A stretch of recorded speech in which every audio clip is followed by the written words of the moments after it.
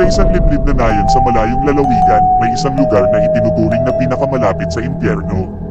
Ang mga matatanda ay nagkukwento tungkol sa isang babaeng ligaw na umiikot sa gabi. Ang kanyang mukha'y hindi maaninag, ngunit ang kanyang mga mata'y namumutawi ng malaking takot. Ang kanyang hiningay tila hangin na lumilipad, at ang kanyang boses ay parang yugto ng pagkawala sa katahimikan ng gabi. Isang araw, isang binata ang naglakas loob na hamunin ang katatakutan. Sa kanyang paghahanap sa kung ano ang nagpapalakas sa kababalaghan ng lugar na iyon, napansin niya ang kanyang sarili na biglang nawawala sa gubat. Ang dilim ay bumalot sa kanyang paligid habang ang kanyang mga hakbang ay lumalakad papalapit sa malaking puno ng balete.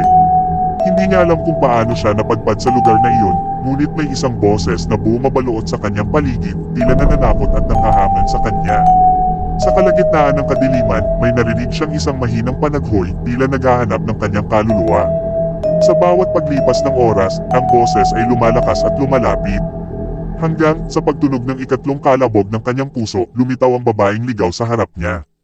Ang kanyang mga matay nagliyab ng takot at ang kanyang mga kamay ay umaabot sa kanyang leeg, naglalakad papalapit sa kanyang walang kabuluhang katawan. Nang siya'y mahuli sa isang huling pag-ikot ng mga dahon, ang babaeng ligaw ay biglang nawala at ang binata ay natagpuan na lamang sa gitna ng pagubatan na puno ng katanungan. Hanggang sa araw na iyon, ang kanyang mga kinahuhumalingan ay ang kanyang sariling hagupit, ang takot na bumalot sa kanya sa bawat oras ng gabi, at ang misteryo ng babaeng ligaw na patuloy na naglalakbay sa kaharian ng dilim.